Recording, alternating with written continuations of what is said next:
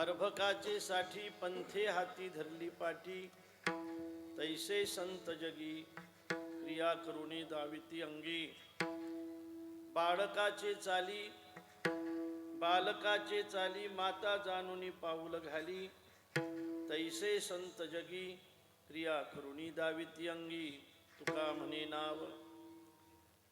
तुका म्हणे नाव जनासाठी उदकी ठाव, तैसे संत जगी क्रिया करुणी दाविती अंगी. विठ्ठला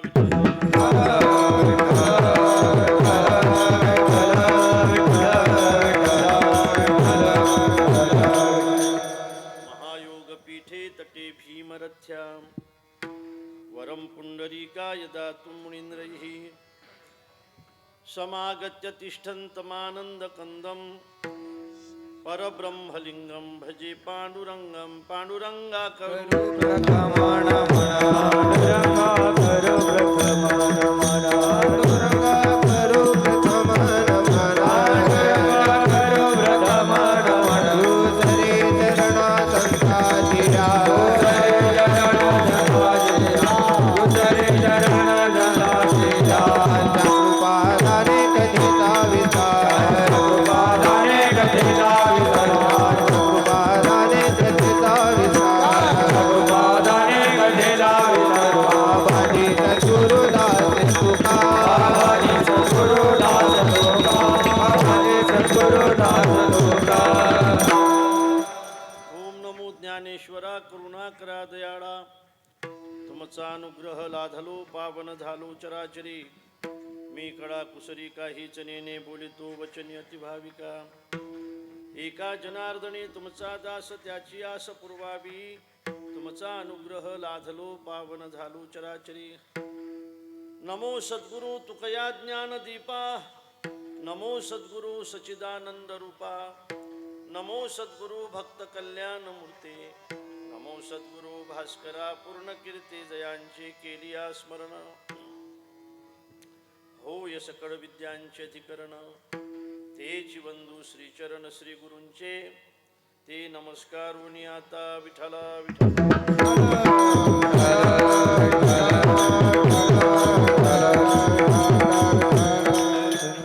अर्भकाचे साठी पंथे हाती धरली पाठी, तैसे संत जगी क्रिया करुणी दाविती अंगी. महाशिवरात्री महोत्सवाच्या निमित्ताने गेल्या 24 वर्षापासून सुरू असलेल्या अखंड हरिनाम सप्ताहाचं या वर्षीचं हे 25वे वर्ष आहे.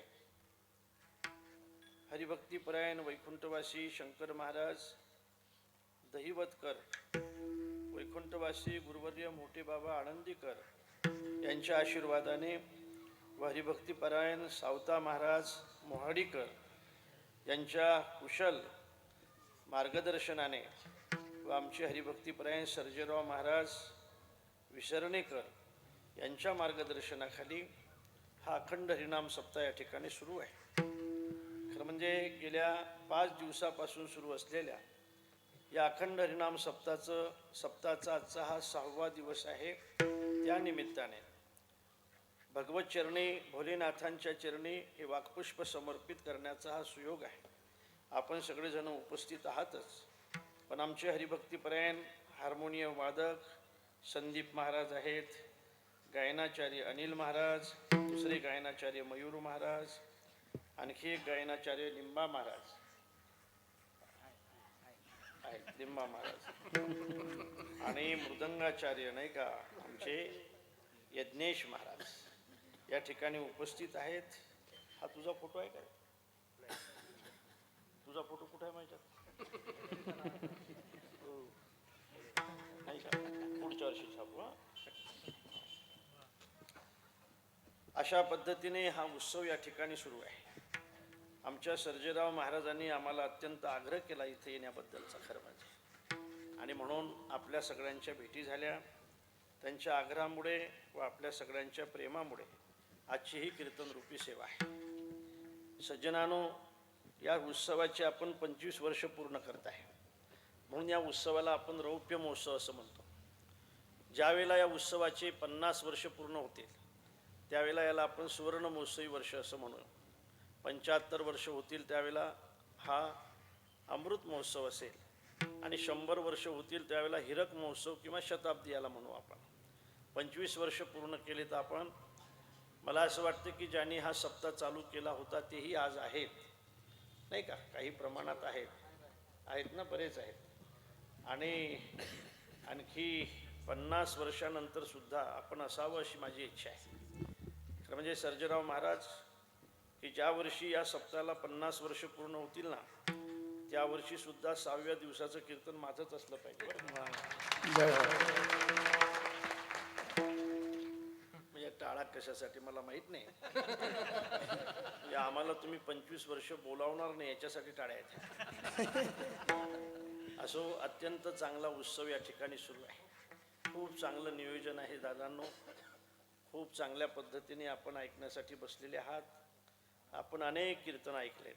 माझ्यासारखे अनेक महाराज तुम्ही काय केले ऐकले का वाटी लावले? असो, सुंदर असं वातावरण आहे. महिलांची संख्या थोडी कमी आहे, पुरुषांची संख्या थोडी जास्त आहे ना. मागं पाहू नका, कमी आहे तुमची संख्या. असो, अत्यंत चांगला उत्सव या ठिकाणी सुरू आहे. उत्सवामध्ये हा आपला 6वा दिवस आहे. प्रवासाने खूप थकून जातो हो महाराज माणूस. खरं म्हणजे 5 माणसं आहेत की जे जिवंत असून मेल्यासारखे असतात. त्यातला आमचा नंबर आहे. दरिद्रो व्याधितो मूर्खो प्रवासी नित्यसेवका जिवंतोपी मृतो पंच व्यासेन परिकीर्तिता. हो, त्याला बसायचं का तुला खाली? इथं उभा राहायचं, चोपदाराच्या पाठीमागे. म्हणजे तुझा विक्षेप कोणाला समजणार नाही. दरिद्रो व्याधितो मूर्खो प्रवासी नित्यसेवका. दरिद्री माणूस जिवंत असून मेल्यासारखा असतो, रोगी माणूस जिवंत असून मेल्यासारखा असतो, मूर्ख माणूस जिवंत असून मेल्यासारखा असतो, आणि आणखी काय, प्रवासी माणूस सुद्धा जिवंत असून मेल्यासारखा असतो. त्यातला आमचा एक नंबर आहे. नित्य प्रवास, रोज प्रवास, सकाळी कुठंतरी संध्याकाळी कुठंतरी असं फिरावं लागतं. तरी पण तुम्ही ऐकण्यासाठी बसल्यानंतर आम्हाला उत्साह येतो. आणि म्हणूनच सज्जनानो, या ठिकाणी आम्ही जसं तुम्हाला समजून घेतलं पाहिजे तसं तुम्ही आम्हाला समजून घेतलं पाहिजे. प्रवास झाल्यानंतर थकतो माणूस, तरी आपण चिंतन करणार आहोत. विषय असा आहे की अभंगातून जगद्गुरू तुकोबाराय साधूचं महत्त्व सांगतायत, संतांचं महत्त्व सांगतायत. संत कशावर ओळखायचे असतात यासाठी काही उदाहरणं देत आहेत. संत वाङ्मयामध्ये एखादा सिद्धांत पटवून देण्यासाठी काही दृष्टांत दिल्या जातात. एखादा सिद्धांत पटवून देण्यासाठी अनेक दृष्टांत दिल्या जातात. ज्ञानेश्वरी जर तुम्ही वाचत असाल तर तुमच्या लक्षात येईल, एखादा सिद्धांत पटवून देण्यासाठी माऊली अनेक दृष्टांत देतात. का दीपकळिका धाकुटी ते बहुतेजाचे प्रगटी, तैसी सद्बुद्धी थेकुटी म्हणू नये. एवढासा दिवा आहे, पण मला असं वाटते तो गावच काय जग जाळू शकतो. एवढासा दिवा काहीही जाळू शकतो, जग जाळू शकतो, जग सगळं. एवढासा दिवा, म्हणून त्याला तुम्ही लहान म्हणणार का? दिवा जरी लहान असला तरी त्याला लहान म्हणता येईल का?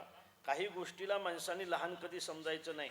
सापाला कधी लहान मानायचं नाही, पापाला कधी लहान मानायचं नाही, रोगाला कधी लहान मानायचं नाही, रोगाला लहान मानायचं नाही, शत्रूला कधी लहान मानायचं नाही, तसं दिव्याला सुद्धा कधी लहान मानायचं नाही. एवढासा साप असतो नागिन नावाचा, पण सावध निघाला ना तर 12 हत्ती मारू शकतो महाराज ते नागिन. इतकी जहाल असते ती नागिन. म्हणून सापाला लहान मानायचं नाही, पापाला लहान मानायचं नाही, रोगाला लहान मानायचं नाही. एखादा गँग्रीन नावाचा रोग नखापासून सुरुवात झाला ना आणि त्याच्यावर जर योग्य इलाज नाही झाला तर तो माणसाला घेऊन जातो, इतका भयंकर रोग असतो. रोगाला कधी लहान मानायचं नाही, शत्रूला कधी लहान मानायचं नाही, तसं दिव्याला सुद्धा कधी लहान मानायचं नाही. महाराज म्हणतात तृण अग्नी हरी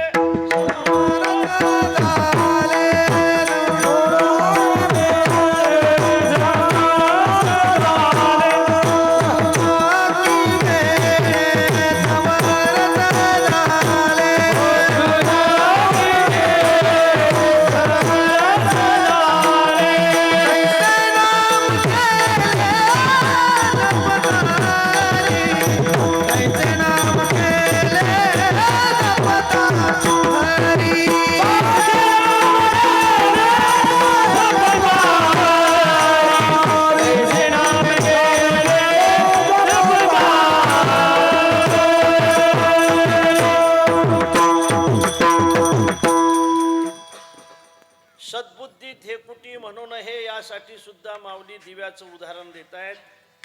नामचिंतनाने किती पाप जळू शकतात यासाठी सुद्धा दिव्याचा दृष्टांत देतात. तृणाग्नी मिळे समरस झाले तैसे नामे केले जपता हरी. नामाने काय होणार नाही लेका, नामाने काय होतं, नामाने काय होतं असा जर तुमचा प्रश्न असेल तर त्याचं हे उत्तर आहे. एखाद्या घराला आग लागल्यानंतर काय होतं, काय होतं ते आग सगळं घर आणि ते गाव जसं जळून जातंय ना, तसं नामचिंतनाने सुद्धा तुमचे सगळे पाप जळून जातात. नामचिंतनाचं महत्व सांगण्यासाठी ज्ञानोबारायांनी दृष्टांत तो दिलाय, तो दिव्याचा आहे. बुद्धीचा विचार सांगण्यासाठी, सद्बुद्धीचा विचार सांगण्यासाठी, सद्बुद्धीचं महत्व पटवून देण्यासाठी माऊलीने जो दृष्टांत दिला तो दिव्याचा आहे. दिवा जसा लहान असला तरी तो महान आहे, तशी सद्बुद्धी ही लहान वाटत असली तरी ती महान आहे. असे अनेक दृष्टांत आहेत महाराज. एक दृष्टांत महाराज असा देत आहेत की बाबा रे, गाढवं असा तुम्ही, गाढवासारखं वर्तन असू द्या तुमचं. तुम्हाला लोक गाढव म्हणत असतील घरामध्ये, काय गाढवासारखा आहेस तू असं म्हणत असतील, पण तुम्ही कीर्तनात येऊन बसा, तुम्ही कथेमध्ये येऊन बसा, तुम्ही आळंदीला या, आमच्या जोग महाराज संस्थेमध्ये सामील व्हा, किंवा कुठंतरी जा, चांगल्या संगतीत जा, ज्ञानेश्वरीच्या संगतीत जा, गाथ्याच्या संगतीत जा. महाराज म्हणतात तुम्ही ज्ञानेश्वरीच्या समोर जर बसत असाल, तुम्ही आजही गाथ्याच्या समोर जर बसत असाल, तर तुम्ही गाढव असले तरी आम्ही तुम्हाला घोडे केल्याशिवाय राहणार. गाढवाचे घोडे आम्ही दृष्टी पुढे, आम्ही करू दृष्टी पुढे, आम्ही करू दृष्टी पुढे.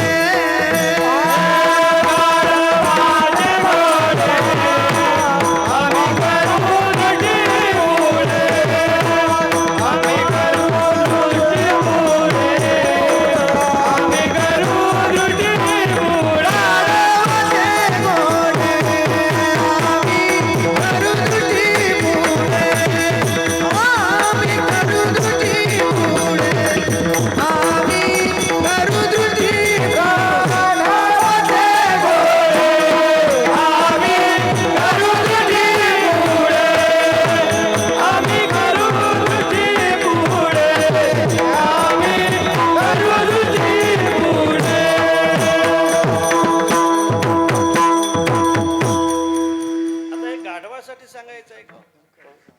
मी आलतो तुमच्याकडे, एकदा आलतो ना, एकदा येणं नव्हतं झालं ना, एकदा आलो हिंगोल्याला आलो, नाव विसरलो, माऊली माऊली माऊली. हे गाढवासाठी सांगायचं आहे का? हे घोड्यासाठी सांगायचं आहे का? नाही. तुम्ही गाढवासारखे असाल, पण तुम्ही जर कीर्तनाला येऊन बसत असाल आणि चांगलं जर कीर्तन ऐकत असाल ना, तर हे कीर्तन तुम्हाला घोड्याच्या रांगेत उभं केल्याशिवाय राहणार. जय हो. घोड्याच्या रांगेत. गाढवाचे घोडे आम्ही करू दृष्टी पुढे. हे गाढवासाठी नाही, हे घोड्यासाठी सुद्धा नाही. काय झालं बघा, एक व्याख्याते होते, खूप चांगलं व्याख्यान करत होते. ते आपल्या सौभाग्यवतीला एका व्याख्यानाला घेऊन गेले आणि सौभाग्यवती काही खाली उतरली नाही, गाडीतच बसून राहिली. आणि व्याख्यान झालं माऊली, आणि व्याख्यान झाल्यानंतर ते व्याख्याते गाडीत बसले. आपल्या सौभाग्यवतीला म्हटले की आजचं व्याख्यान लयच खास झालं. म्हणे हां, लय मस्त झालं आजचं व्याख्यान. पण म्हटले की ऐकणारे मात्र सगळे गाढवच होते, ऐकणारे सगळे गाढवच होते. ती म्हटली मी ओळखलं ऐकणारे सगळे गाढव होते म्हणून. अरे वा, तू कसं काय ओळखलं ऐकणारे सगळे गाढव होते म्हणून? ती म्हटली तुम्ही नाही का सारखे म्हणायचे माझ्या बंधूंनो, माझ्या बंधूंनो, माझ्या बंधूंनो. तुम्हाला काही समजलं का नाही? तुम्हाला समजलं का? तुम्ही सारखे म्हणायचे ना माझ्या बंधूंनो, माझ्या बंधूंनो, माझ्या बंधूंनो. त्याच वेळेला मला समजलं की तुमचे बंधू आहेत म्हणून सगळे म्हणजे गाढव आहेत.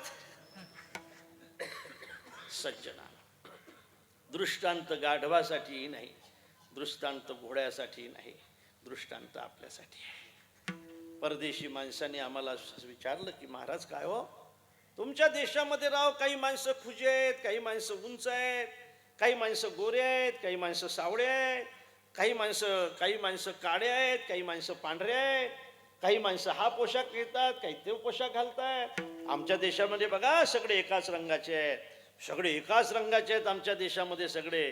त्याचं उत्तर हे आहे, मी त्याला असं म्हटलंय मूर्ख आहेस लेका तू. अरे घोड्यामध्ये अनेक रंग असतात, गाढव मात्र सगळे एकाच रंगाचे असतात. तुमच्या लक्षात आलं ना? आमच्या देशामध्ये घोडे राहतात, तुमच्या देशामध्ये गाढव राहतात. आणि म्हणून म्हटल्या जाते सारे जहां से अच्छा हिंदुस्ता हमारा हमारा, सारे जहां से अच्छा हम बुलबुले है इसकी यह गुलशिता हमारा हमारा, सारे जहां से अच्छा हिंदुस्ता हमारा हमारा, सारे जहां से अच्छा.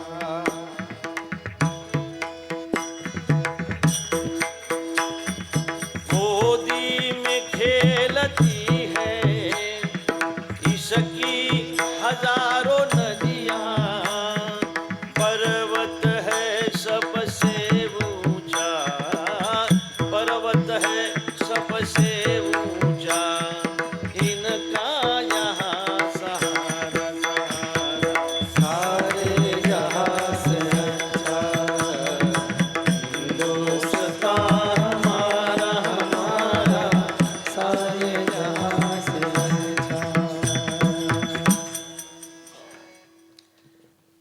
गाढवासाठी गाढवाचा दृष्टांत नाही, घोड्यासाठी घोड्याचा दृष्टांत नाही.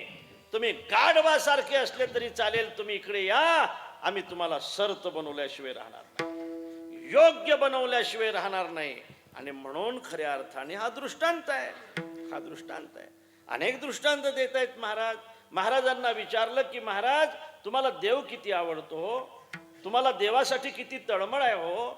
महाराज म्हणतात खरं सांगू का, मुलीला जसं आपलं माहेर आवडते ना तसं मला देव आवडतो. कन्या सासुर्याशी जाये आणि मागे परतोनी पाहे, तैसे झाले माझ्या जीवा. हा दृष्टांत आहे.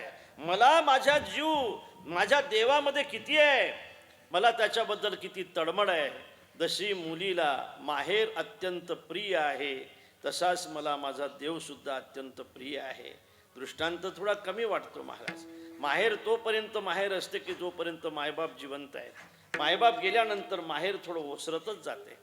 म्हणून मी तर असं म्हणेल की माहेरामध्ये माय जोपर्यंत जिवंत आहे तोपर्यंत माहेरातला आनंद काही वेगळाच असतो.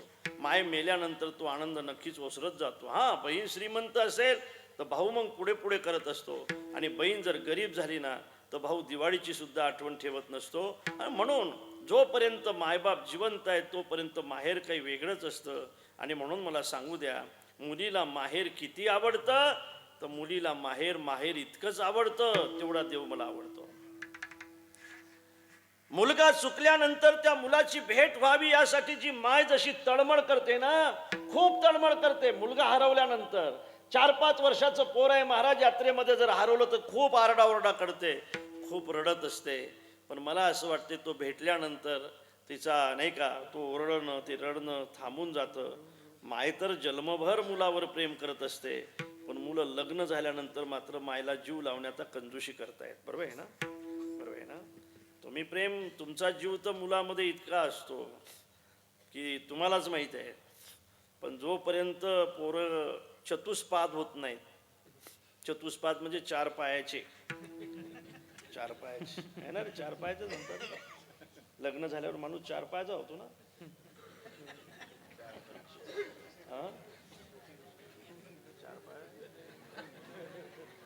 लग्न झाल्यावर त्याला चतुर्भुज म्हणतात का नाही? मग चतुर्भुज झाले की चतुष्पाद होतात का नाही? 4 पायाचा म्हणजे कोण? बैल म्हणणं फटकन. 4 पायाचा कोण असते? बैल असते, बैल. आणि माणूस लग्न झाल्यावर काय होतो? 4 पायाचा म्हणजे काय होतो? बरोबर आहे का रे? बैल होतो म्हणते 4 लग्न झाल्यावर. बरोबर आहे ना? गोट आहे.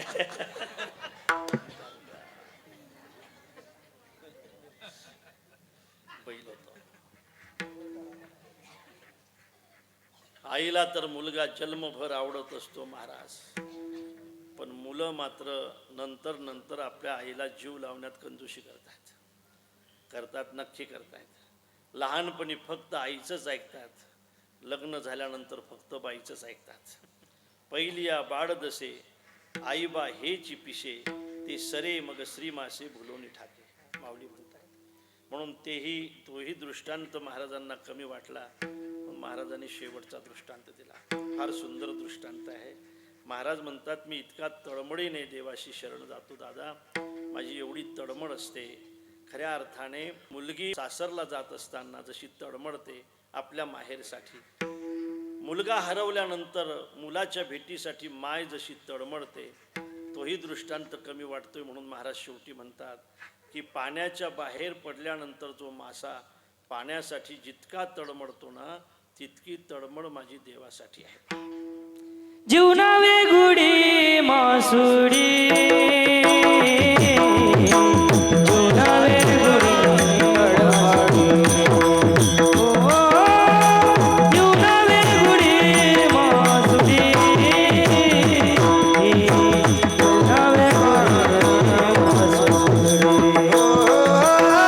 जीवना वेगुडी मासुडी.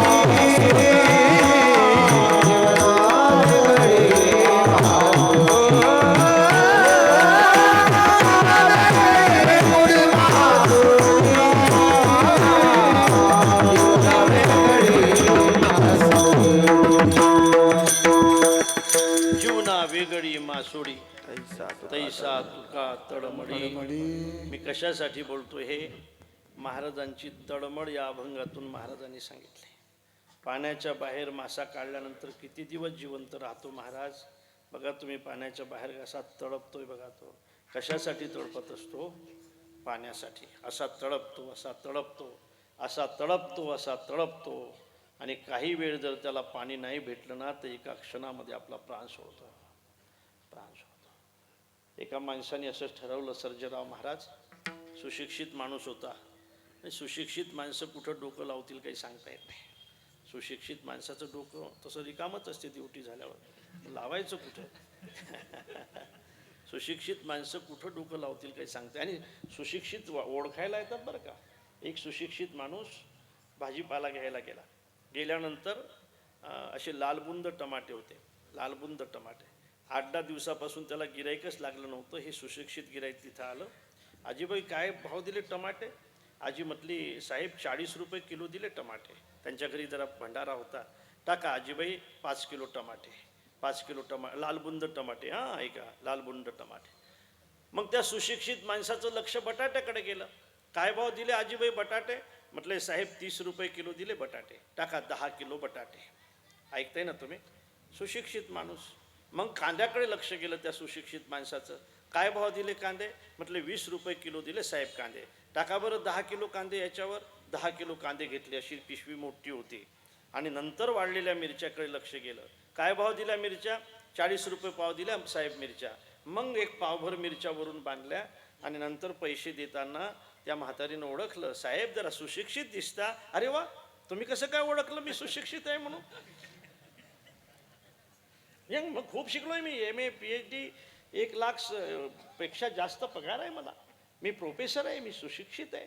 अच्छा हां, सुशिक्षित माणसाचंच लक्षण आहे साहेब हे. खाली टमाटे टाकले, त्याच्या गुरावर बटाटे टाकले तर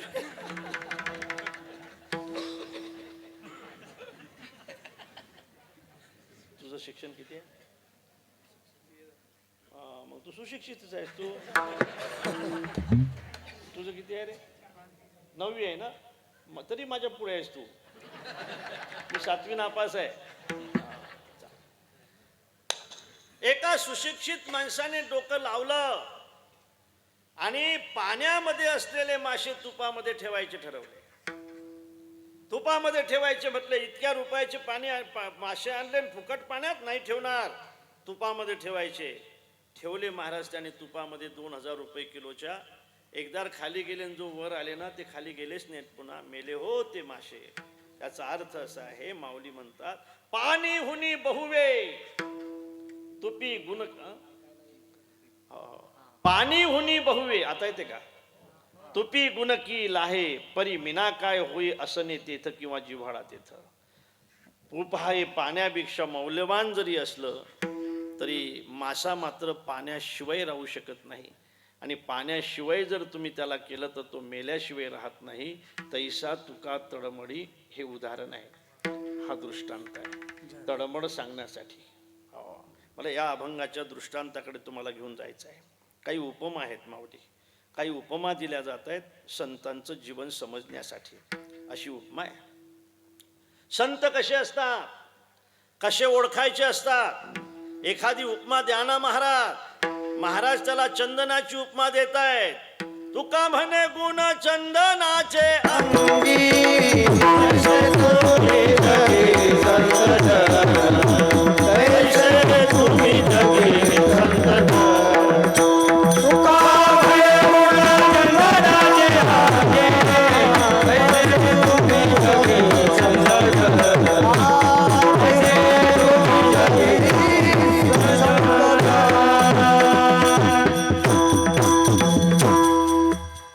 चंदनाच्या ठिकाणी कोणचे गुण आहेत हो?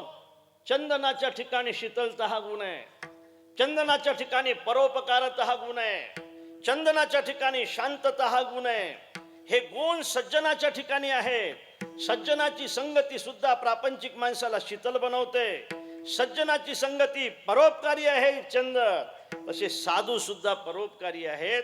चंदनाच्या ठिकाणचे सगळे गुण साधूच्या ठिकाणी असल्यामुळे तुकोबार आहे त्या साधूसाठी चंदनाची उपमा देत आहेत. चंदनाची उपमा देत आहेत. थोडं सांगून जाईल. चंदनाची उपमा कमी वाटते बरं का, म्हणून दुसरी उपमा दिव्याची देतात. दिव्याची उपमा कमी वाटते म्हणून त्या ठिकाणी तिसरी उपमा परिसाची देतात. आणि परिसाची उपमा कमी वाटते म्हणून शेवटची उपमा साखरेची देतात. आहे ना एका अभंगामध्ये. हो, चंदनाचे हात पायही चंदन, चंदनाची उपमा देत आहेत. पण चंदनाची उपमा सुद्धा कमी वाटते साधूला देताना म्हणून उपमा बदलतायत. पण काही वेळेला साधूचं दर्शन करून देण्यासाठी उपमेचा वापर केला जातो.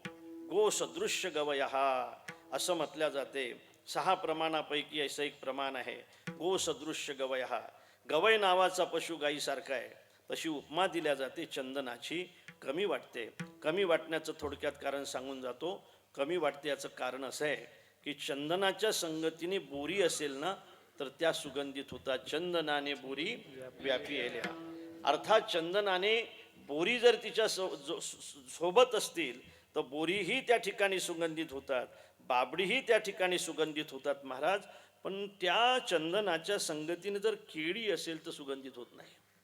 ऐका बरं का, केळी नाही सुगंधित होत, हिंग नाही सुगंधित होत, बांबू नाही सुगंधित होत. केळी का सुगंधित होत नाही?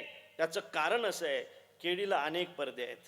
अनेक पडदे आहेत त्याच्या खोडाला. तुमची केळीवाले तुम्ही आहे ना, तिला खोडच नसते महाराज. काय असते?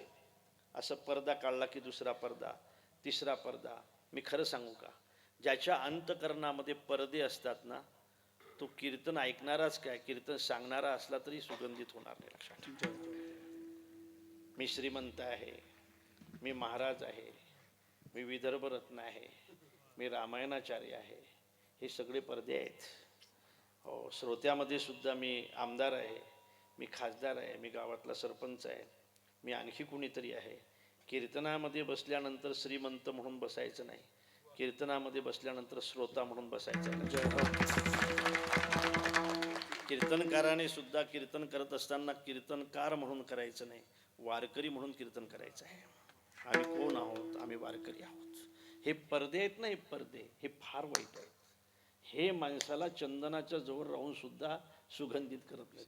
हे पडदे. केळीचं झाड सुगंधित होत नाही. आणखी सांगू का, हिंगणाचं झाड सुद्धा सुगंधित होत नाही महाराज. हिंगणाचं झाड का सुगंधित होत नाही? ते हिंगणाचं झाड चंदनाच्या संगतीने राहते. म्हणजे लेखा ते दुर्गंधी सोडतच नाही, ते दुर्गंधी नाही सोडत. ते सोबत राहते पण ते दुर्गंधी सोडत नाही.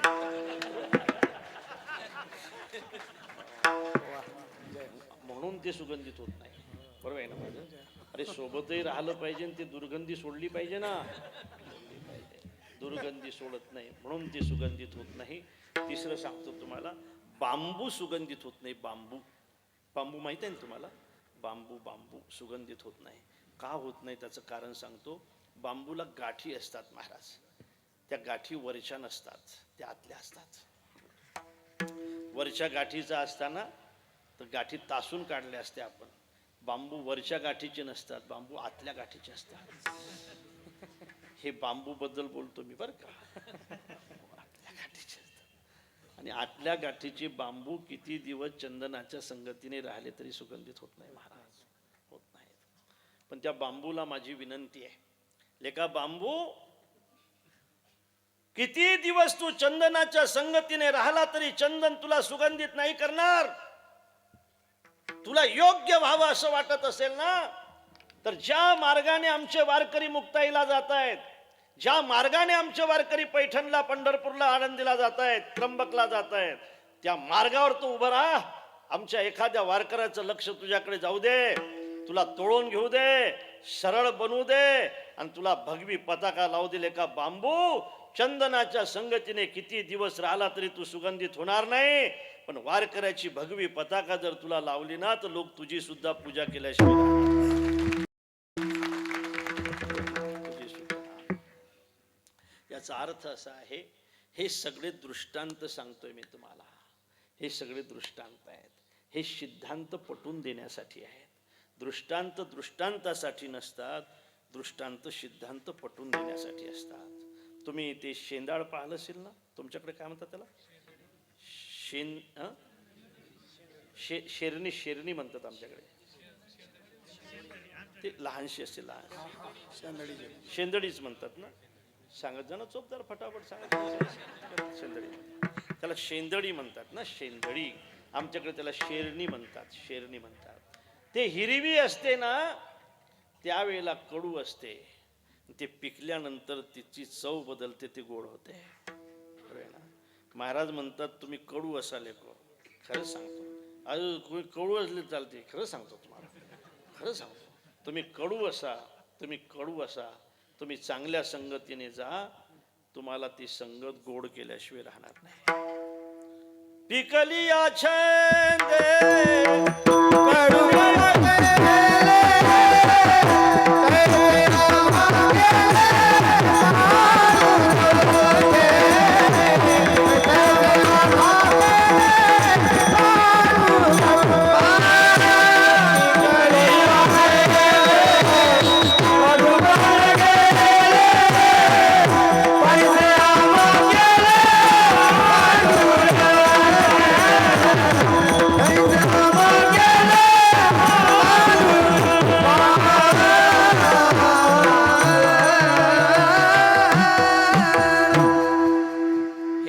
दृष्टांत आहेत, सिद्धांतासाठी असतात. या अभंगात सुद्धा सगळे दृष्टांत आहेत, ते साधूच्या वर्णनासाठी आहेत, साधूचं दर्शन करून देण्यासाठी आहेत. एक गोष्ट सांगू का दादांनो, कथनीपेक्षा करणी अत्यंत महत्त्वाची असते. तुमची कथनी काय आहे याहीपेक्षा तुमची करणी काय हे महत्त्वाचं आहे. तुम्ही किती चांगलं बोलताय याहीपेक्षा तुम्ही किती चांगलं वागताय याच्याकडे लक्ष आहे. खूप चांगलं बोलतोय आपण, चांगलं बोलावंच लागतं महाराज. समाजामध्ये गेल्यानंतर काय वाईट बोलणार आपण, अर्थात चांगलं बोलावंच लागतं. पण मला असं वाटते तुम्ही किती चांगलं बोलता याहीपेक्षा तुम्ही किती चांगलं काम करता हे फार महत्त्वाचं आहे. बोलण्याकडे माणसं लक्ष देत नसतात, माणसं लक्ष करण्याकडे लक्ष देत असतात. मी खरं सांगू का तुम्हाला, करणं आणि सांगणं हे ज्याचं सारखं असेल ना त्याचे वाक्य लोक कधी विसरत नाहीत. पण सांगण्यामध्ये आणि करण्यामध्ये फरक असेल ना, लोक त्याला विसरल्याशिवाय राहत नाहीत. लोक त्याला विसरल्याशिवाय.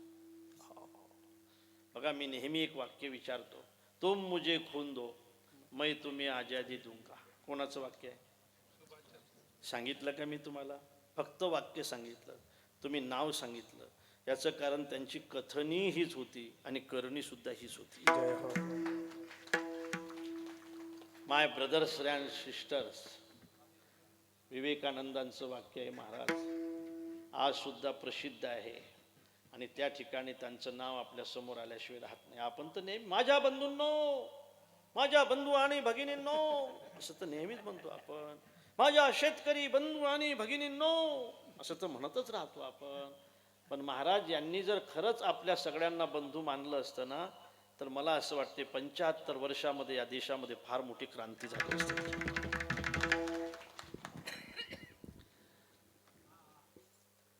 अहिल्यादेवी स्वराज्य व्हावं ही श्रींची इच्छा. छत्रपती शिवाजी महाराजांचं वाक्य आहे. आणि माझा हेतू असा आहे बोलण्याचा की कथनीपेक्षाही करणी अत्यंत महत्वाची आहे. विठ्ठल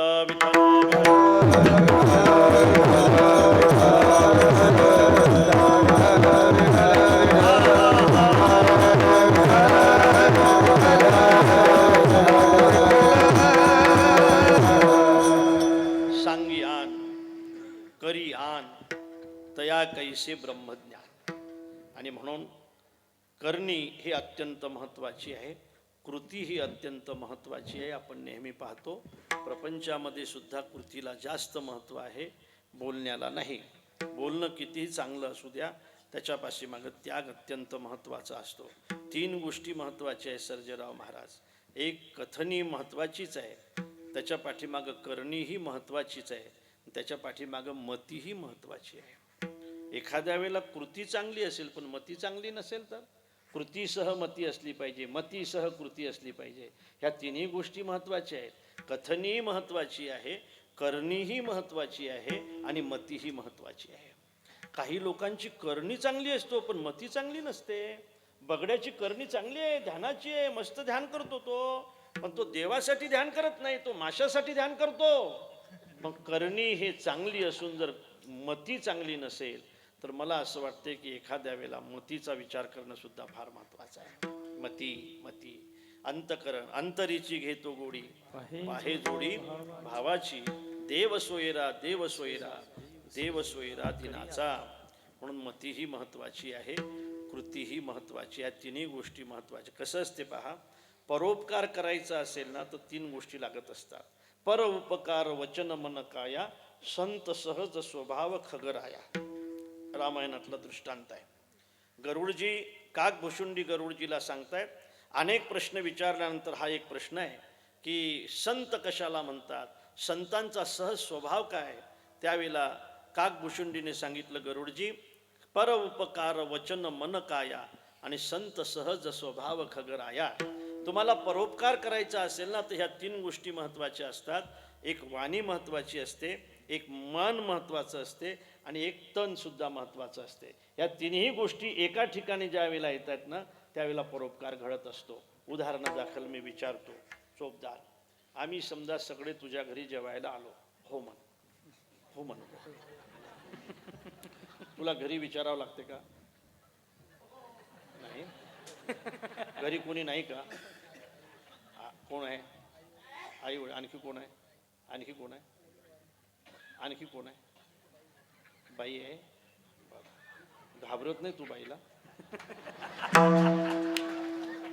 बरं आम्ही तुझ्या घरी सगळे जेवायला आलो, हो म्हण, हो म्हण, हो, हो, हो. घाबरू नको. आणि तू आम्हाला पंचपक्वान्नाचं जेवण केलं, हो म्हण. सांग पंचपक्वान्नाची नावं. चला हो, चला हो, चला. एखादं तर सांग. लाडू, लाडू, डाळ भात. पक्वान्नामध्ये डाळ भात. घरी आम्हाला डाळ भातच आहे ना बावा तुझ्या घरी. चला. श्री बालाजी सुहे पंचपक्वान्न चोपदार, हो म्हण, हो म्हण ना. हा. आणि आम्हाला वाळायसाठी तू 2000 रुपये किलोचं तूप आणलं, हो म्हण. आणायचंच नाही ना, हो म्हणाल काय लागतं.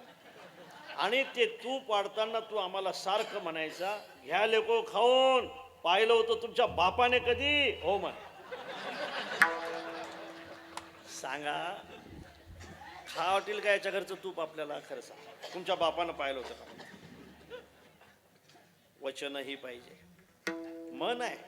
2000 रुपये किलोचं तूप आणलं याचा अर्थ मन आहे. स्वतः वाढतो याचा अर्थ तनही आहे. पण हे बिघडलं ना, हे बिघडलं ना. तुमच्या बापाने पाहिलं का?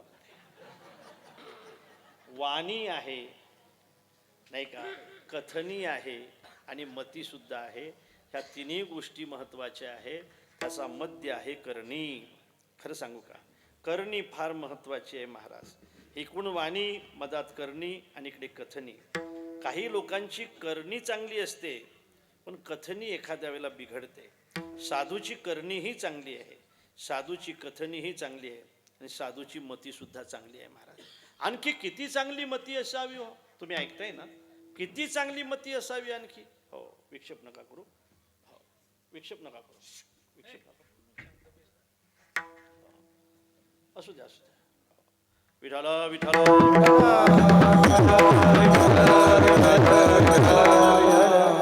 मुक्ताईची वारी आहे. ऐकताय ना तुम्ही पण सगळे. हो, मुक्ताईची वारी आहे. आपण काल काही दर्शन घेऊन आला असाल, आम्ही आज आलो. मुक्ताबाईची वारी आहे महाराज.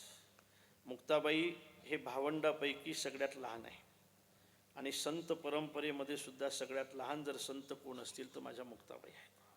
मुक्ताबाई दिसायला लहान आहेत पण अधिकाराने मात्र सगळ्यांपेक्षा महान आहेत. माझ्या मुक्ताबाईचा अधिकार इतका मोठा आहे, इतका मोठा आहे की ज्यावेळेला नामदेव महाराजांनी, सांगावं लागेल मुक्ताईचं आहे ना, सांगावं लागेल मुक्ताबाईबद्दल. देवानी नामदेव महाराजांना आळंदीला पाठवलं. जा नामदेवा, आळंदीला जा, जरा तू कच्चा दिसतो मला, तुला भाजून आणायचं आहे. आळंदीला पाठवलं. आळंदीला नामदेव महाराज आले आणि नामदेव महाराज आल्यानंतर त्या ठिकाणी सगळ्यांनी नामदेव महाराजांचं दर्शन घेतलं. निवृत्तीनाथाने घेतलं, ज्ञानोबारायाने घेतलं, सोपानदेवाने घेतलं आणि ज्ञानोबाराय म्हणते, मुक्ते दर्शन घे ना बाबाचं. बाबा फार लांबचे आहेत, बाबा पंढरपूरचे बाबा आहेत, किती मोठा अधिकार आहे बाबा, आपण म्हणतो ना तसं दर्शन घे ना बाबाचं. मुक्ताबाई काय म्हटली माहित आहे, या मूर्खाचं मी दर्शन घेणार नाही, या मूर्खाचं मी दर्शन नाही घेणार. म्हणे मुक्ताबाई जाईना दर्शना, आधी अभिमाना दूर करा. अभिमानी आहे, हा ताट आहे. देवाजवळ राहतो म्हणून काय झालं, इतकं ताट असतात का? माझे दादा किती मोठ्या अधिकाराचे आणि इतका ताट उभा आहे, शरम नाही वाटत तुला? शेवटी महाराज नामदेव महाराज पाहतच राहिले, पोरीकडे झाले, आपलं अक्कल गाडी पोरीला. शेवटी एका रांगेमध्ये बसले आणि मुक्ताबाई म्हणते, काका पाहता काय, थापटणं नाही का तुमच्याजवळ? घ्या थापटणं, पहा यातलं कोणचं कच्चं आहे कोणचं पक्क आहे म्हणून. गोरोबा काकांनी थापटणं घेतलं. मारत मारत ज्यावेळेला गेलेत ना, नामदेव महाराजांची पाडी आली. महाराज नामदेव महाराजांनी त्या ठिकाणी धूम ठोकली आणि पळत पळत पंढरपूरच्या दिशेने निघाले. मागे पुढे पाहे पडत हो तातडी आणि आला उठाउठी पंढरीशी. देवाच्या समोर उभे राहिले आणि देवा यांच्याकडे पाठवलं होतं तुम्हाला. अरे अतिथी आदर केला मुक्ताबाईन, लाकडाने डोई फोडली माझी. बरं झालं का पोहून आलो. असं काय अतिथीचा आदर करायची पद्धती असते? अरे तू ही संत मंडळी कपटी, तुझी कपटी आहेत ते सगळे. तू मानतो त्याला साधू, मी नाही म्हणणार. लाकडाने ठोकलं होतं मला, बरं झालं तुझ्याकडे पडून आलो. देवाने म्हटलं, नाम्या तू आणखी कच्चा चाला परत. त्याचा अर्थ नामदेव महाराज, आता पुढे ऐका, नामदेव महाराजांना मूर्ख म्हणण्याचा अधिकार जिचा होता तिचं नाव आहे मुक्ताबाई. मुक्ताबाईला मांडे करण्याची इच्छा झाली. मुक्ताबाई मांडे करण्यासाठी, खापर आणण्यासाठी कुंभाराकडे गेली. कुंभाराकडे गेल्यानंतर मुक्ताबाईने खापर आपल्या हातात घेतलं. माझ्या मुक्ताईचं वय त्यावेळेला 6 वर्षाचं असेल. आई वडील तर लहानपणीच निघून गेले होते. आईची इच्छा पूर्ण करायसाठी बहीणच माय बनत असते महाराज. भावाची माय गेल्यानंतर या बहिणीनं त्या ठिकाणी खापर घेतलं.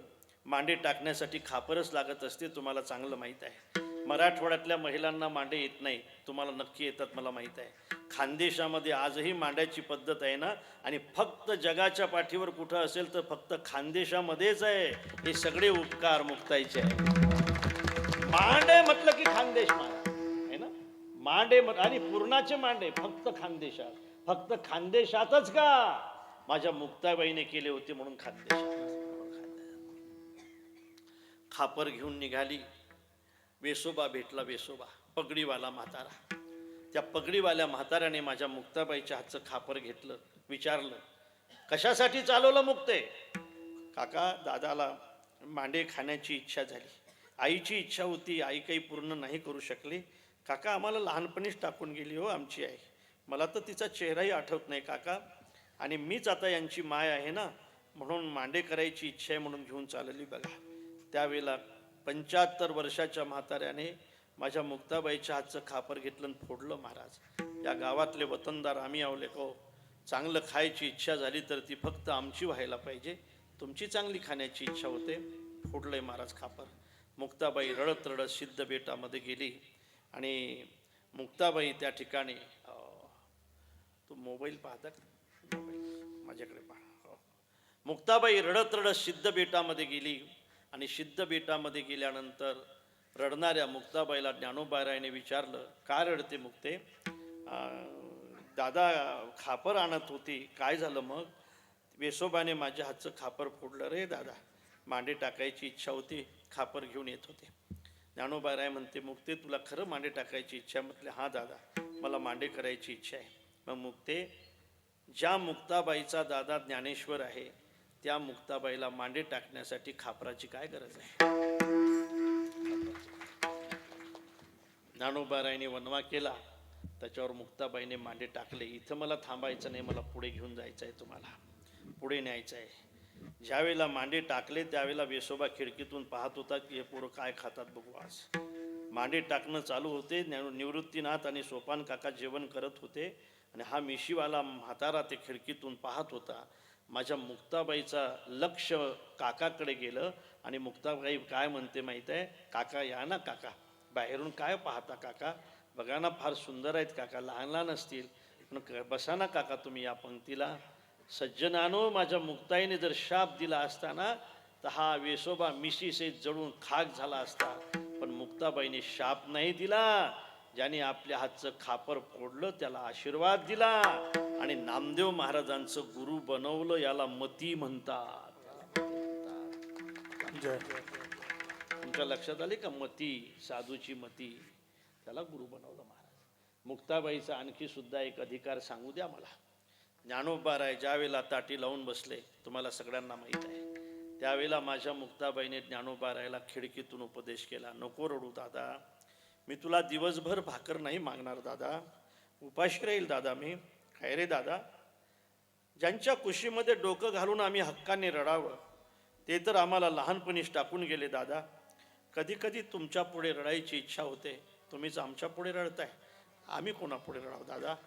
मी तुला दिवसभर आज भाकरी नाही मागणार दादा, नको रडू.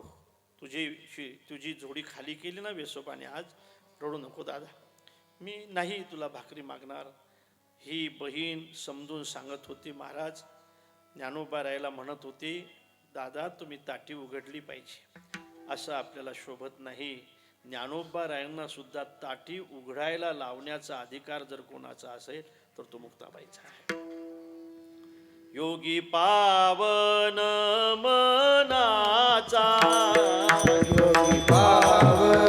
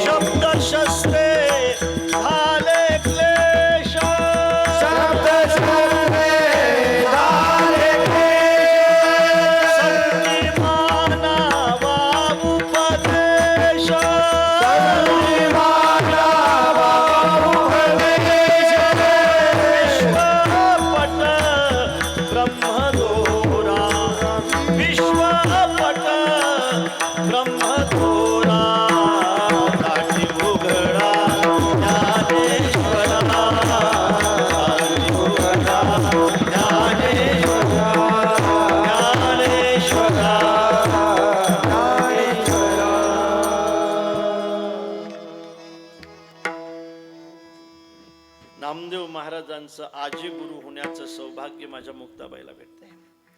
ज्ञानोबारायांना सुद्धा समजून सांगण्याचं सौभाग्य माझ्या मुक्ताबाईचं आहे. पण मुक्ताबाई, खरं सांगतो, त्यांचा समाधी सोहळा आज आहे, काल झालाय, आणखी उद्या यात्रा आहे चांगदेव महाराजांची. मुक्ताबाई कोण आहे? तो मुक्ताबाई सगळ्यांपेक्षा श्रेष्ठ आहे. मुक्तपणे मुक्त, श्रेष्ठपणे श्रेष्ठ,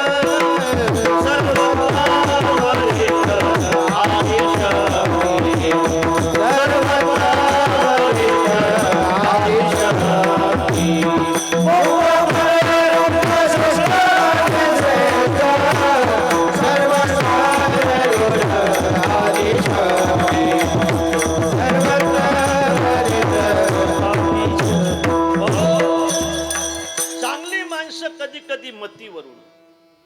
चांगली माणसं कधी कधी कृतीवरून समजत असतात. या अभंगामध्ये महाराजांना मती आणि कृती दोन्ही गोष्टी सांगायच्या आहेत. दोन्ही गोष्टी सांगायच्या, मतीही सांगायची आहे आणि कृतीही सांगायची आहे. बऱ्याचदा काही लोकांची कृती चांगली असली तरी मती चांगलीच असते असं नाही. माझ्या साधूची कृतीही चांगली आहे आणि मतीही चांगली आहे. ही कृती सांगण्यासाठी आजच्या अभंगामध्ये अनेक दृष्टांत आहेत आणि माणूस कृतीने ओळखला जातो. महाराज, आता शिवरात्रीचा उत्सव आहे, थोडक्यामध्ये सांगून जाईल. शिवजीची कृती बघा तुम्ही. लग्न प्रसंगातही शिवजी बदलत नाहीत. थोडक्यात सांगून जाईल. शिवजी आपल्या गळ्यामध्ये साप घालतायत, आपण सोनं घालतो. शिवजी साप घालतायत. साप आणि सोनं हे शब्द जरी वेगळे असले तरी रास एकच आहे. सापही काळच आहे आणि सोनंही काळच आहे. आपल्या घरामध्ये साप असूनही असं जर तुम्हाला वाटत असेल तर आपल्या घरामध्ये सोनंही असूनही असं तुम्हाला वाटलं पाहिजे असं माझं मत नाही. तुमच्या घरामध्ये भरपूर सोनं असलं पाहिजे असं माझं मत आहे. पण माझं मत हेही आहे की तुमच्या घरातलं सोनं तुमचा काळ नाही बनलं पाहिजे. लक्षात आलं का? तुमच्या घरातलं सोनं तुमचा काळ नाही बनलं पाहिजे. तुमच्या घरातलं सोनं आणि श्रीमंती तुमच्या उद्धाराचं साधन बनलं पाहिजे. न्यायोपार्जित वित्तेन दशमांसेन धीमताम कर्तव्यो विनियोगस्य ईश प्रीत्यर्थ हे तवे. ऐका, आपल्या संपत्तीतला 10वा हिस्सा तुम्ही जर धर्मासाठी आणि देवासाठी देत असाल ना तर निश्चिंत राहा माझ्या दादांनो. तुम्ही तुमच्या अनेक पिढ्यापर्यंत तुमची श्रीमंती कुणी हातही लावू शकणार नाही. पण तुम्ही जर त्यातला काही हिस्सा धर्मासाठी आणि देवासाठी देत नसाल तर नक्कीच तुमच्या संपत्तीला कोणीतरी गिळंकृत केल्याशिवाय राहणार नाही. 10% तर द्या, 10% तर द्या.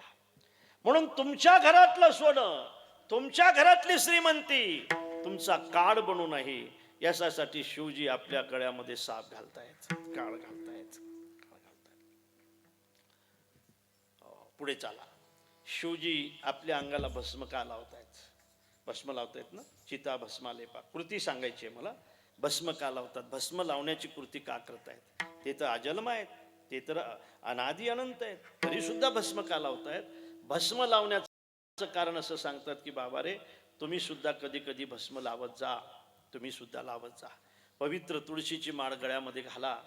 विचारू आपण महाराजांना का घालायचे हो महाराज? महाराज म्हणतात की अरे, मेल्यानंतर कोणीतरी तोंडामध्ये तुळशीपत्रच ठेवते ना. तुमच्याकडे तुळशीपत्रच ठेवते ना का कोंबडीचे फकं घालतात? तुळशीपत्रच ठेवतात ना. मेल्यानंतर जर कोणीतरी तुळशीपत्र ठेवत असेल तर जिवंतपणीच आपण आपल्यावर तुळशीपत्र ठेवायला काय हरकत आहे? कोणीतरी ठेवणारच आहे ना. कंठी मिरवा तुळसी पत्रकरा एकादशी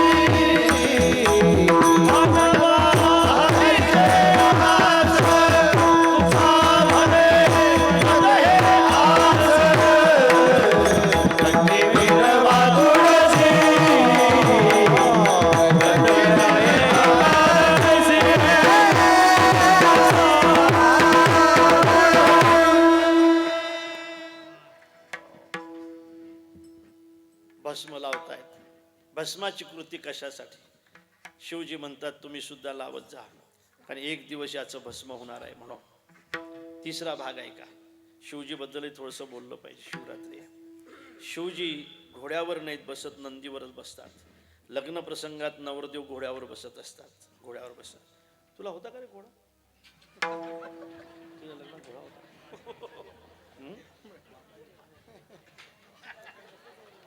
तुझ्या लग्नात घोडा होता? घोडा होता? अरे वा. कसा होता? पांढरा होता का ढवळा? हा, सफेद होता. माझ्यापेक्षा पुढचा निघला. वा, 2 वर्ग जास्त आहे माझ्यापेक्षा. मी पांढरा होता का ढवळा होता? तो सफेद होता म्हणते. मला पाहिजे आहेस तू. बरं चाल. किती वर्ष झाले? किती वर्ष झाले? हा, 18 वर्ष झाले.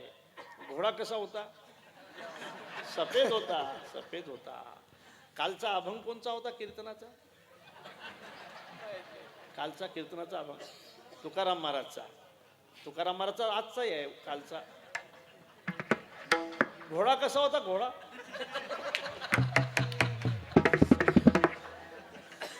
8 वर्ष झाले याच्या लग्नाला, अजून घोडा विसरला नाही आणि कालचा अभंग माहित नाही.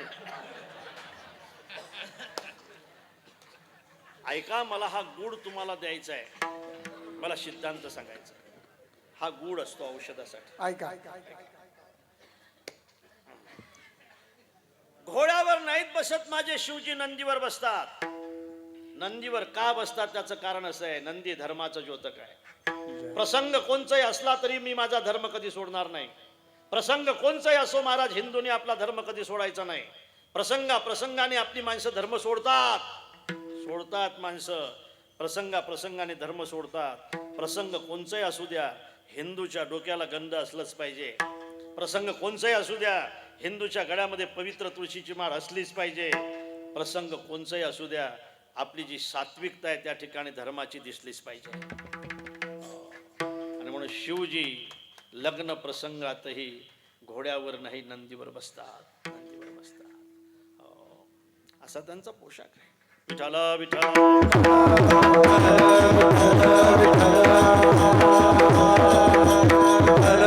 शिवई संबुग न करई सिंगारा, जटा मुकुट आई मोर सवारा, कुंडल कंकण पहिरे वाला, तन विभूती पटके हरिचाला.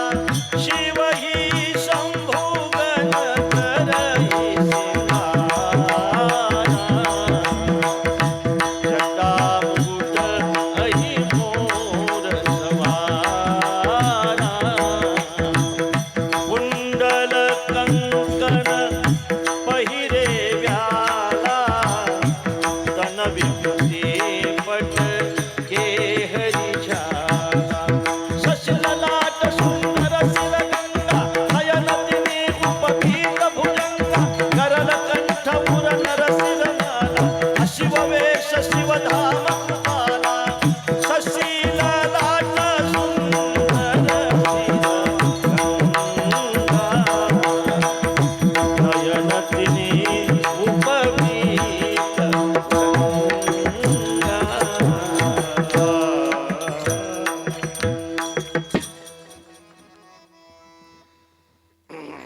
समजलं नाही पण गोड लागलं. हा शिवजीचा पोशाख आहे सगळा. म्हणून धर्म सोडायचा नाही दादा. एक वाक्य बोलू का? विदर्भामध्ये गुलाबराव महाराज मादानकर झाले. त्यांना एकाने विचारलं की आम्ही वारकरी आहोत. म्हटले मग सगळे धर्म जर सारखेच असतील तर मग कोण्याही धर्मात जायला काय हरकत आहे हो महाराज? गुलाबराव महाराजांनी त्याला सांगितलं, लेका मूर्ख आहेस तू. सगळे धर्म जर सारखेच असतील तर मग वारकरी धर्मातच राहायला काय हरकत आहे? तुमच्या लक्षात आलं ना? आणि म्हणून सज्जनानो, हे सगळे दृष्टांत या कृतीसाठी मी सांगितले. आता संतांची कृती कशी असते हा सगळा भाव मी सगळ्या अभंगाचा भाव प्रस्तावनेमध्ये मांडला. फक्त आता अभंग सोडायचा राहिला. प्रस्तावनेमध्ये मांडला. कृती कशी असते संतांची? संतांची कृती गुरुजी सारखी असते. संतांची कृती पंतोजी सारखी असते. संतांची कृती पहिले त्याला पंतोजी म्हणत, नंतर त्याला गुरुजी म्हणत. सज्जनानो, लहान मुलांना शिकवणं ही गोष्ट अत्यंत कठीण आहे. ते फक्त गुरुजी शिकवू शकतात. पूर्वीचे गुरुजी बरं का, पूर्वीचे ते फक्त गुरुजी शिकवू शकतात. गुरुजी हे विद्यार्थ्यासाठी लहान होतात. एक वाक्य बोलू द्या मला. जी माणसं फक्त स्वार्थासाठी लहान होत आहेत ना, ती माणसं आणखी लहान होऊन जातात. जी माणसं दुसऱ्यासाठी लहान होत आहेत ना, ती आणखी मोठी होत जातात. स्वार्थासाठी माणसं लहान होतच असतात, मुजरा करतच असतात. पण दुसऱ्यासाठी जे लहान होतात ते आणखी मोठे होत जातात. महाराज, गुरुजी हे विद्यार्थ्यासाठी लहान होत आहेत, खूप लहान होत आहेत. हो नारायण, असा चेंडू काढला पाहिजे. हा गुरुजी इकून दांडू मारला पाहिजे. नाऱ्या खालून मारतो. अरे नारायण, असा चेंडू आणि असा दांडू मारला का नाही त्याला एकाचा म्हणतात. नाऱ्या चेंडू बरोबर काढतो, दांडू मधात मारतो. अरे नाऱ्या, असा चेंडू इकून दांडू मारणं मूर्खा. 1 महिन्यापासून मी तुला एकाचा शिकवतो, तुला येत नाही म्हणे. येतो गुरुजी. मग मूर्खा काढत का नाहीस? नाऱ्या म्हणतो, गुरुजी एकाचा काढल्यावर मग 2चा मागं लागेल ना आपल्या. हे आपल्याला करायचंच नाही. आणि गुरुजी त्याला शिकवतात, कृती करतात. MA आहेत, काय BEd आहेत, आणखी काहीतरी शिकलेले आहेत. पण त्याच्यासाठी लहान होतात. महाराज, पूर्वीची शाळा आठवा. पाटी हातात घेतात आणि एक एक एक एक अक्षर त्याला शिकवतात. लहान मुलांना शिकवणं फार कठीण असते. पोरं आपल्यापेक्षा हुशार असतात महाराज. एका पोराला गुरुजीने विचारलं, का रे रामू, घटना आणि दुर्घटना यातला फरक सांगता येईल का रे? म्हणे सांगता येईल गुरुजी. सांग बरं बघू, सांग कसं काय सांगता येईल. राम्याने मार खाल्ला होता, आधी गुरुजीचा राग आला होता. तो म्हटला, गुरुजी खरं सांगू का, घटना आहे ना, आपल्या शाळेला आग लागणं ही घटना, हा ही झाली घटना. आता दुर्घटना सांग, त्याच्यातून तुम्ही जिवंत बाहेर येणं ही दुर्घटना.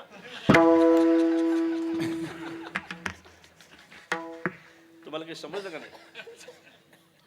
या मुलांना शिकवणं अत्यंत कठीण आहे, पण गुरुजी त्याच्यासाठी लहान होता. चेंडू दांडू एकाचा, कावड्याची चोच दोनाचा, आमच्याकडे वाकडा तिकडा तीनाचा, बैलाची शिंगोटी म्हणा चाराचा, चाराचा उभा माणूस पाचाचा, उलटा तीन सहाचा, स्वरात म्हणत जाय, कुत्र्याचं शेपूट साताचा, बुड्याची काठी आठाचा, निजेल माणूस नववाचा, एकावर पूज्य अर्भकाचे साठी. पंते हाती धरले पाठी, पंते हाती धरले पाठी, पंते हाती धरले पाठी, अर्भकाचे साठी.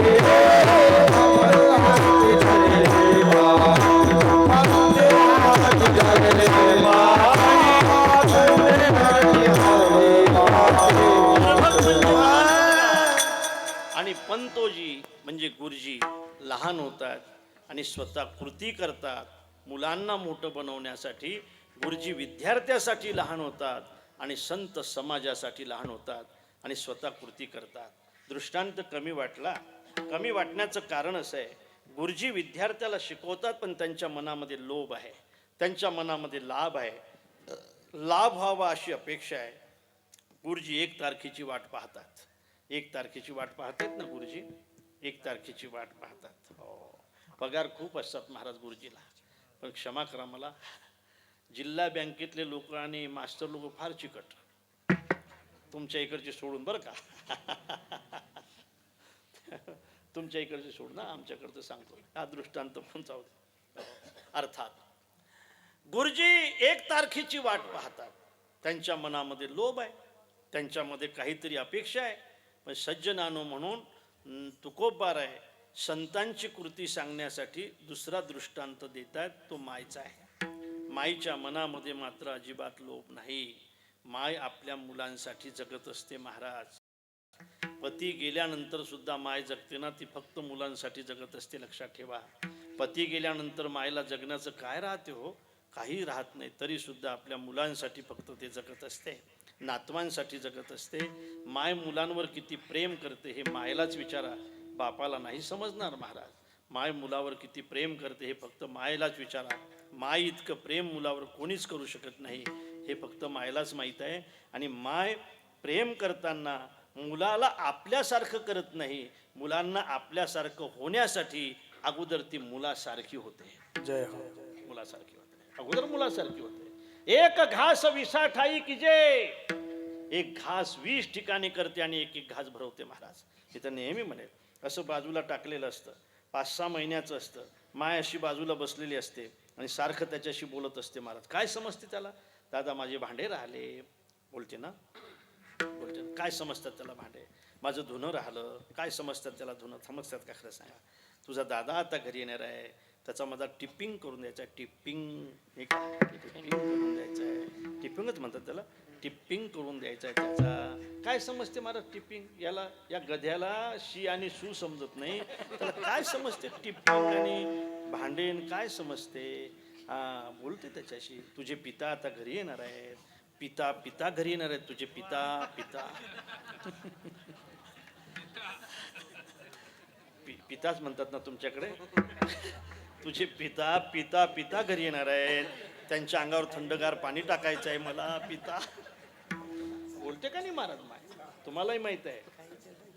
माझे अचुडे बचुडे धकुडे राधे रुपडे माझे अचुडे बचुडे धकुडे राधे रुपडे माझे अचुडे बचुडे धकुडे राधे रुपडे माझे अचुडे बचुडे धकुडे राधे रुपडे घरून निघाली ती कुंचडे घरून निघाली ती कुंचडे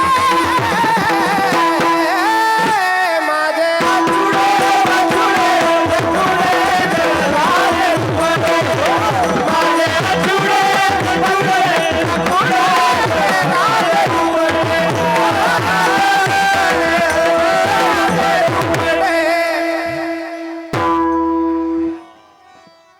गायकासाठी आणि पक्वाद्यासाठी एक लाईक करा. चांगले आहे, मस्त आहे, स्वरात आहेत, कीर्तनकाराला विक्षेप होऊ नये याची काळजी घेतात. आणि आमचा हा यज्ञेश आहे ना, हा पक्वादासाठी पक्वाद वाजवत नाही, कीर्तनासाठी पक्वाद, आणि हे फार महत्वाचं असते. चला, मुलावर प्रेम करते माय, मुलासारखी होते. दृष्टांत देत आहेत महाराज. बालकाची चाली माता जाणूनी पाऊल घाले, तैसे संत जगी क्रिया करून द्यावी. दृष्टांत आहे ते. हा सगळा दृष्टांताचा भंग आहे. एकच सिद्धांत आहे, क्रिया ती सांगितली आपण अगोदर, मती कृती हे सांगितले आपण अगोदर. आणि म्हणून माय जशी आपल्या मुलांसाठी लहान होते आणि लहान होते म्हणून ती लहान राहत नाही, ती देवता होते. लहान होणारी माणसं फार मोठी होत असतात. लहान जगा धाकुटे होईजे तई जवळीक माझी. जगासाठी जी माणसं लहान होतात ना महाराज, ती महान होत असतात, लक्षात ठेवा. तैसे संत जगी क्रिया करुणी दाविती अंगी. हा दृष्टांत थोडासा कमी वाटला. कमी वाटण्याचं कारण असं आहे की माय प्रेम करते महाराज, पण आपल्याच पोरावर करते. आपुलियाचा कडबडा आणि का बाळावरी नये. आपल्याच मुलगं मोठं असावं, आपल्याच मुलाने शिकावं, आपल्याच मुलाने कलेक्टर व्हावं, आपल्याच मुलाने मास्टर व्हावं, आपल्याच मुलाने वकील व्हावं, त्याला बायकोसुद्धा वकिलानच भेटावी, आपल्याला त्यांनी घरातून काढून द्यावं, नाही का. अर्थात आपल्याच मुलाचं चांगलं असावं असं जिला वाटते ना, ती माय आहे. फक्त आपल्या मुलासाठी जगते ती माय आहे. हा दृष्टांत कमी वाटलाय, कमी वाटलाय, कमी वाटलाय. आपल्याच मुलासाठी जगते म्हणून ती माय, हा दृष्टांत कमी वाटलाय. महाराजांना फक्त आपल्या मुलासाठी जगायचं नाही, महाराष्ट्रांना सगळ्या जगासाठी जगायचं आहे, जगाच्या उद्धारा. आणि म्हणून शेवटचा दृष्टांत आहे, तू का म्हणे नाव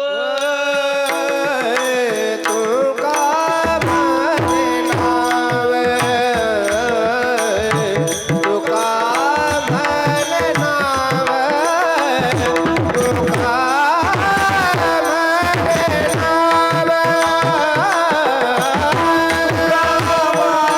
म्हणे नाव